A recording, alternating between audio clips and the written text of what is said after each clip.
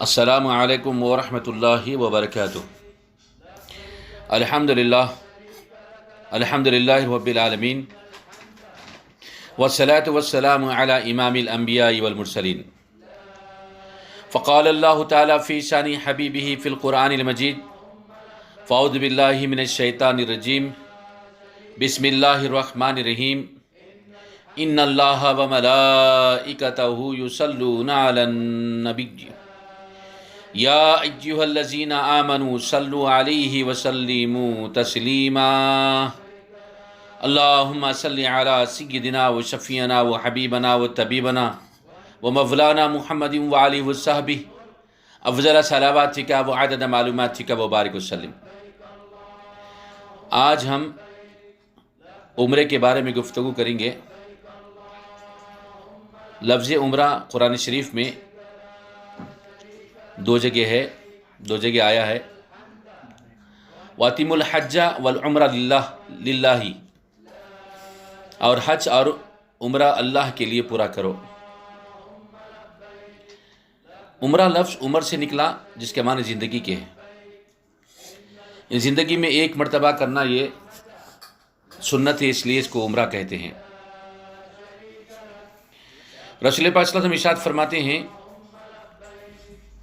ایک عمرے سے دوسرے عمرے کے بیچ میں جب دوسرا عمرہ کیا جاتا ہے تو ایک عمرے سے دوسرے عمرے کے بیچ میں وہ گناہوں کا کفارہ بن جاتا ہے، یعنی اللہ تعالیٰ گناہ معاف کر دیتا ہے۔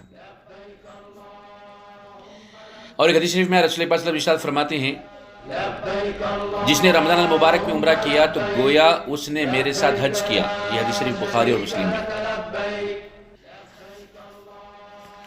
بہت بڑی بات ہے کہ اللہ تبارک و تعالیٰ اگر عمرہ رمضان المبارک میں کرنے کا موقع عنایت فرماتا ہے تو یہ آقائے دو جہاں صلی اللہ تعالیٰ علیہ وسلم کے ساتھ میں حج کرنے کا ثواب اللہ رب العالمین عطا فرمائے گا۔ عمرے کو بیان کو آگے لے جانے سے پہلے میں مختصر سی باتیں جو عمرے میں اللہ کا گھر ہے، یعنی کعبۃ اللہ، حجر اسود ہے، اور اسی طریقے سے اور جو دیگر چیزیں ہیں، صفا مروہ وغیرہ وغیرہ، ان سب کے بارے میں مختصر سی باتیں عرض کر کے پھر عمرے کا بیان شروع کروں گا۔ سب سے پہلے کعبہ شریف پر روزانہ 120 رحمتیں اللہ تبارک و تعالیٰ بھیجتا ہے، اور جو کعبہ شریف میں داخل ہوا وہ رحمت میں داخل ہوا، اور نکلا تو مغفرت کے ساتھ نکلا۔ اور کعبہ شریف میں ایک نماز ادا کرنا 1,00,000 نماز کا ثواب دلاتی ہے۔ اسی طریقے سے 120 رحمتیں جو ہے، 60 رحمتیں ان لوگوں کے لیے ہے جو طواف کرتے ہیں، 40 رحمتیں ان کے لیے ہے جو نماز ادا کرتے ہیں، اور 20 رحمتیں ان کے لیے ہے جو صرف اسے تکتے ہیں۔ حجر اسود کے بارے میں یہ بات آئی ہے کہ حجر اسود بوسہ دینے والے کی شفاعت کرے گا، خود حجر اسود اس کی شفاعت کرے گا۔ جس نے ہاتھ لگایا وہ گناہ سے پاک ہو جاتا ہے، ایسا جیسے کہ ماں کے پیٹ سے پیدا ہوا تھا۔ حجر اسود کو ہاتھ لگانا گویا اللہ اور اس کے رسول صلی اللہ علیہ وسلم کے ساتھ بیعت کرنے کے برابر ہے۔ بہت بڑی بات ہے۔ یہ حجر اسود دراصل کیا ہے؟ یہ طواف کا اسٹارٹنگ پوائنٹ ہے، یہیں سے طواف شروع ہوتا ہے۔ حجر اسود کے بارے میں مزید حدیث ہے کہ ایک بار جو حجر اسود جنت سے بھیجا گیا تھا تو یہ ایک ٹکڑا تھا، پھر اس کے بعد کسی وجہ سے یہ پھٹ گیا اور اس کے 9 ٹکڑے ہو گئے۔ اور یہی پتھر جس کے بارے میں رسول پاک صلی اللہ علیہ وسلم کی جوانی مبارکہ میں جب تعمیر کعبہ ہو رہی تھی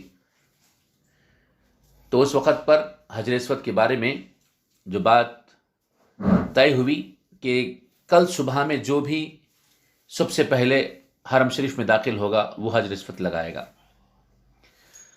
اور اس نے اتفاق رسول پاک صلی اللہ علیہ وسلم سب سے پہلے داخل ہوئے، لیکن آپ نے بڑا پیارا حل نکالا اور کہا ایک چادر بچھائی، چادر کے بیچ میں حجر اسود کو رکھ دیا، اور 4 قبائل جن میں بحث مباحثہ تھا، جھگڑا تھا، ان کو بلا 4 کو نے پکڑ کے اٹھاؤ۔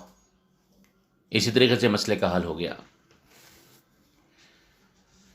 بہرحال حجر اسود کے بارے میں عمر رضی اللہ تعالیٰ عنہ فرماتے ہیں، اے حجر اسود تو سوائے پتھر کے کچھ نہیں،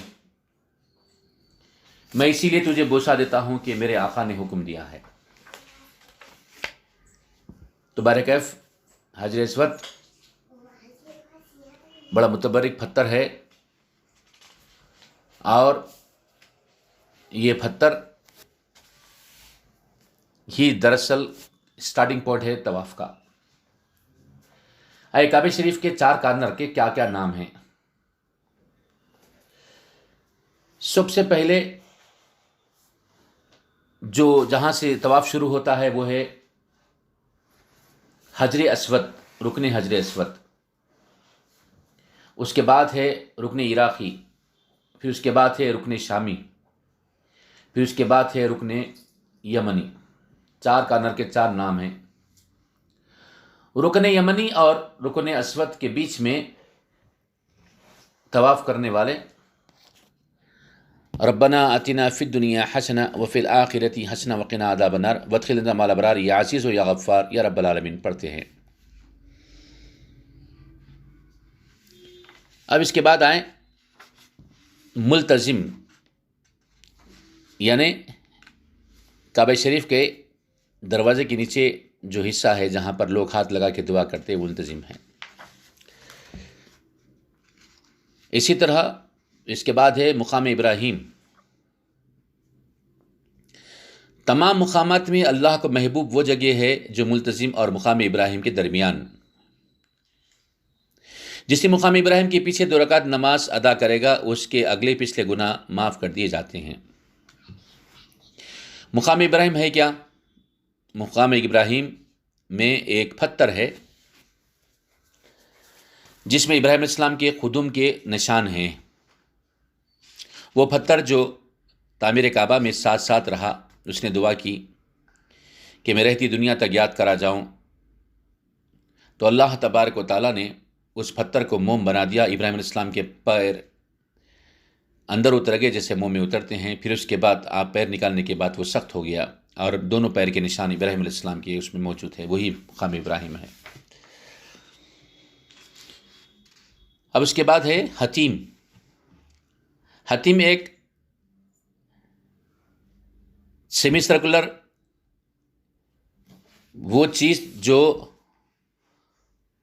رکن عراقی اور رکن شامی کے بیچ میں سیمی سرکل جو ہے اس کے اندرونی حصے کا نام حتیم ہے۔ دراصل حتیم بھی کعبہ شریف کا ہی حصہ ہے۔ اس کے 2 ثبوت موجود ہیں۔ ایک مرتبہ کا موقع ہے، رسول پاک صلی اللہ علیہ وسلم کی خدمت بابرکت میں اما جان عائشہ صدیقہ رضی اللہ تعالیٰ عنہ فرماتی ہیں کہ اللہ کے رسول صلی اللہ علیہ وسلم، میرا دل چاہتا ہے کہ کعبہ شریف کے اندر جا کے نماز پڑھوں۔ تو آپ صلی اللہ علیہ وسلم نے فرمایا، اے عائشہ، جب کبھی تمہارا دل چاہے کہ کعبے کے اندر جا کے نماز پڑھے، تم حتیم میں نماز پڑھ لینا، کیونکہ کعبے کا حصہ ہے۔ یہ عقلی دلیل سے بات ثابت ہوئی، اور عملی دلیل یہ ہے کہ جب کبھی بھی ہم طواف کرتے ہیں تو حتیم کے باہر سے ہی طواف کیا جاتا ہے، جس سے یہ بات ثابت ہوتی ہے کہ یہ کعبے کا ہی حصہ ہے۔ حتیم کے دونوں طرف جگہ موجود ہے اندر جانے کی، لیکن جو رکن عراقی کے پاس ہے وہ جگہ پیک ہوتی ہے، عوام الناس وہاں سے اندر داخل نہیں ہو سکتی، بلکہ رکن شامی کے پاس سے لوگ اندر جاتے ہیں اور وہاں پر نماز ادا کرتے ہیں اندر۔ اس کے بعد ہے میزاب رحمت۔ میزاب رحمت یعنی کعبہ شریف کا پرنالہ. کعبہ شریف کے چھت پر جب پانی پڑتا ہے تو پرنالے کے ذریعے جو پانی گرتا ہے وہ حتیم میں گرتا ہے. حتیم کے بیچوں بیچ ایک سونے کا پائپ ہے، سیمی پائپ، یہی پرنالہ ہے. اسے ہی میزاب رحمت کہتے ہیں. اور جب کبھی بارش ہوتی ہے تو لوگ اس کے پانی کے نیچے مستفید ہوتے ہیں، اپنے جسم پر پانی بہانے کی کوشش کرتے ہیں. اس کے بعد مطاف کعبہ کا مطلب کیا ہے؟ وہ جگہ جہاں پر طواف کیا جاتا ہے اسے مطاف کہتے ہیں. اب اس کے بعد ہے طواف کی اقسام. طواف عمرہ، طواف قدوم، نفل طواف، طواف زیارہ، طواف وداع. یہ طواف کی ڈیٹیل آپ کو حج کے وقت پہ بعض بتائیں گے. آپ کچھ باتیں آپ کی خدمت میں عرض کریں. طواف عمرہ تو عمرے میں جو طواف کیا جاتا ہے اسے طواف عمرہ کہتے ہیں. نفل طواف یعنی یہ بغیر احرام کے آپ ایسے ہی طواف کرتے ہیں، اسے نفل طواف کہتے ہیں. اب جو ہمارا مین ٹاپک ہے وہ ہم شروع کر رہے ہیں، عمرہ. عمرے میں 2 فرائض ہے اور 2 واجبات ہے. 2 فرائض کیا ہے؟ احرام باندھنا، دوسرا فرض ہے طواف کعبہ. احرام باندھنا پہلا فرض، طواف کعبہ دوسرا فرض. جب احرام باندھ چکے تو پھر اس کے پابندیاں کیا ہے؟ یعنی وہ کام جو احرام کی حالت میں حرام ہیں: جماع کرنا، شہوت کے ساتھ گلے لگانا یا بوسہ دینا یا چومنا، گالی گلوچ کرنا، کسی کا سر منڈانا یا ناخن کاٹنا، سرتاپا کہیں سے بال نکالنا، چہرہ چھپانا، خوشبو لگانا، جو مارنا، شکار کرنا یا شکاری کی مدد کرنا، مرد کے لیے سیلا ہوا کپڑا پہننا، مرد کے لیے جوتا پہننا جس سے پاؤں کے اوپر کی ہڈی چھپ جائے. یہ تمام چیزیں احرام کی حالت میں حرام ہیں. احرام کی مکروہات کیا ہے؟ مکروہ چیزیں کیا ہے احرام کی حالت میں؟ کنگھی کرنا، اس طرح کھجانا کہ بال ٹوٹ جائے، بدن سے میل دور کرنا، خوشبودار ٹوتھ پیسٹ یا پاؤڈر استعمال کرنا، خوشبو سونگھنا، خوشبودار میوہ کھانا جیسے الائچی وغیرہ، کعبے کا غلاف سر یا چہرے کو لگانا، چہرے پر تکیہ رکھ کر آوندہ سونا، گلا یا بازو پر تعویذ باندھنا. یہ سارے چیزیں مکروہات ہے احرام کی حالت میں. حرام کی خلاف ورزی اور کفارہ: صدقے فطر کے وزن کے برابر گیہوں دینا دم کہلاتا ہے. 1 بکرا بڑے جانور کا 7 حصہ بدنا کہلاتا ہے. اور ایک اونٹ یا گائے کی قربانی. یعنی پھر دوبارہ ریپیٹ کرتا ہوں، صدقے فطر کے وزن کے برابر گیہوں دینا، یہ ایک جو ہے نا خلاف ورزی پر جرمانہ ہے. دم یعنی 1 بکرا یا بڑے جانور کا 7واں حصہ، اس کو دم کہتے ہیں. بدنا یعنی 1 اونٹ یا گائے کی قربانی دینا، یعنی 7 حصے والا جانور. آئیے کیا ہے؟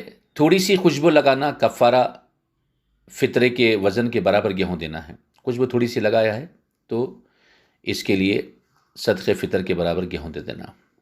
بہت خوشبو لگانا، کفارہ دم دینا یا 1 بکرا یا بڑے جانور کا 7واں حصہ دینا.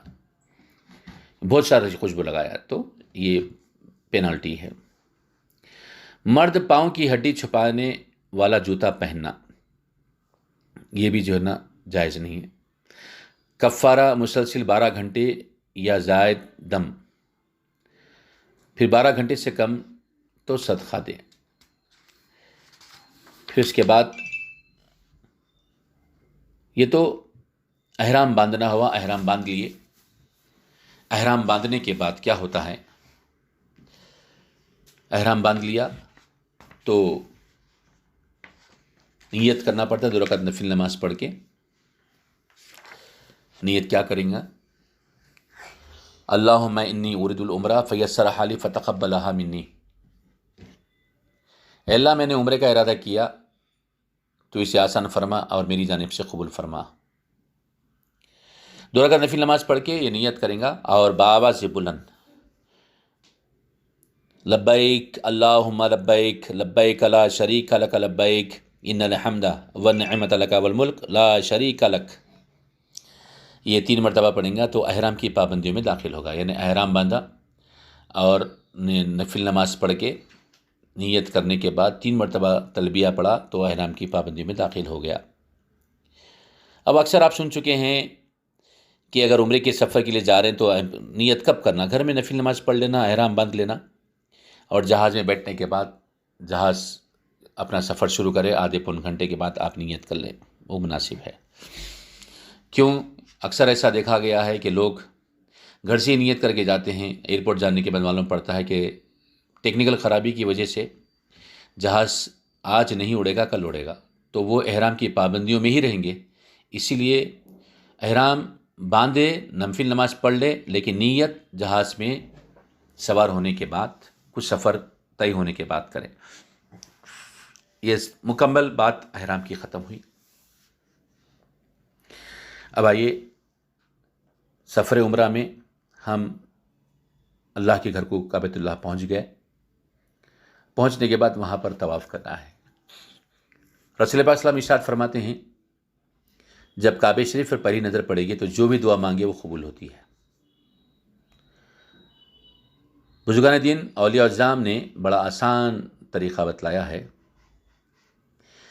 کہا ہے کہ پہلی نظر پڑتے ہی آپ یہ دعا کریں کہ یا اللہ اب کے بعد جو بھی میں دعا کروں گا وہ تمام دعاؤں کو قبول فرما لے جو میرے لیے بہتر اور جائز، یعنی میری تمام جائز دعاؤں کو قبول فرما لے. آئیے اب طواف کی شروعات کیسے کرنا ہے آپ کو تو اندازہ ہے.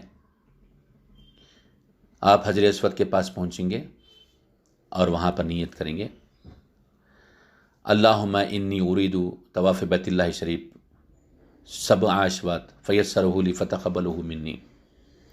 اے اللہ میں تیرے گھر کے طواف کی نیت کرتا ہوں 7 چکر، بس تو اسے آسان فرما دے اور میری جانب سے قبول فرما لے. طواف کی واجبات ہے: نمبر 1 پاک اور باوضو ہونا، نمبر 2 سطر ڈھانکنا، یعنی طواف کر رہا ہے گھٹنے سے اوپر احرام چلے گا، ایسا نہیں ہونا چاہیے. حجر اسود سے طواف شروع کرنا ظاہر سی بات ہے، جیسا میں نے کہا وہیں سے شروع کرنا ہے. حتیم کو طواف میں شامل کرنا، حتیم کو شامل کرنا لازمی ہے ورنہ پھر طواف نہیں ہوگا، طواف ناقص ہوگا. طواف کعبہ کے 2 رکعت نماز پڑھنا، جیسی طواف مکمل ہوگا 2 رکعت نماز پڑھنا. طواف کے درمیان یہ چیزیں حرام ہیں. نمبر 1 ناپاک طواف کرنا، نمبر 2 بغیر سطر ڈھانکے طواف کرنا، نمبر 3 بلا عذر سوار ہو کر طواف کرنا، نمبر 4 حجر اسود کے علاوہ کسی اور جگہ سے طواف شروع کرنا. یہ چیزیں حرام ہیں. طواف ہونے کے بعد اب ہم عمرے کے واجبات کی طرف جائیں گے. عمرے کے 2 واجبات ہیں: سعی کرنا اور حجامت کرانا. سعی کی شروعات ہوتی ہے صفا سے اور مروہ پہ ختم ہوتی ہے. یہاں پر ہم دعا کریں گے اللہم انی ارید سعی فیسرہ لی فتقبلہ منی.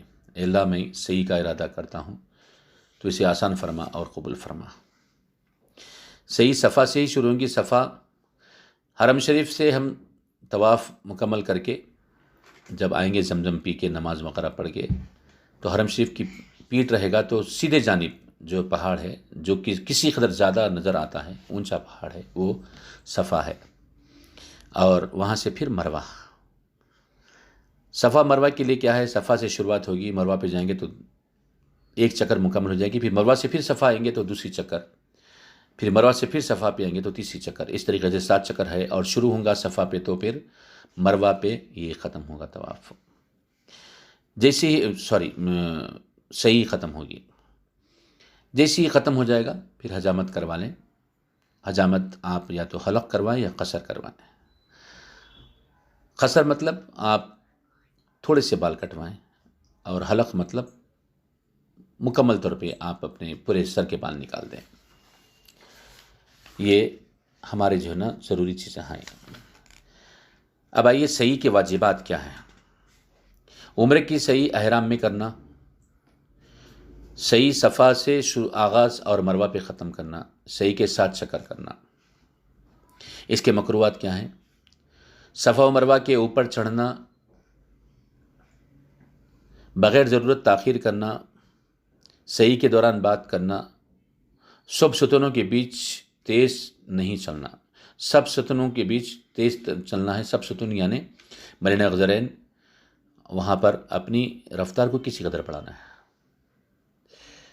صحیح کی غلطیاں کیا ہے؟ بغیر کسی عذر کی گاڑی پر صحیح کرنا، اور بیچ ترک کرنا، طواف سے پہلے صحیح کرنا، یہ صحیح کی غلطیاں ہیں۔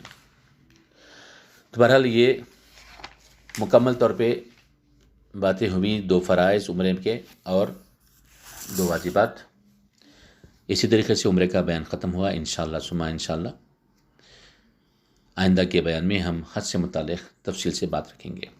اللہ تعالیٰ سے دعا ہے کہ اللہ تبارک و تعالیٰ رسول پاک صلی اللہ علیہ وسلم کے صدقے طفل میں ہماری اس کاوش کو قبول فرمائے، اور رسول پاک صلی اللہ علیہ وسلم کے صدقے طفل میں ہم سبوں کو اپنے گھر کا دیدار بار بار نصیب فرمائے، بار بار عمرہ کرنے والا ہم سب کو بنائے، بار بار حج کرنے والا ہم سب کو بنائے، اور رسول پاک صلی اللہ علیہ وسلم کے صدقے طفل میں جو معاشی استحکام تذبذب کا شکار متزلزل ہو گیا ہے میرے مولا، اسے جلد سے جلد معاشی استحکام دنیا کو عطا فرما دے، اور جلد سے جلد یہ جو پریشانیاں ہیں معاشی عدم توازن کی عالمیہ پریشانی دور فرما دے، اور تمام عالم کے انسانوں کی بالخصوص مسلمانوں کی خصوصی حفاظت فرما۔ بجائے طٰہٰ یاسین صلی اللہ تعالیٰ علیہ وسلم بفضل سبحان ربک رب العزۃ عما یصفون والسلام علی المرسلین والحمد للہ۔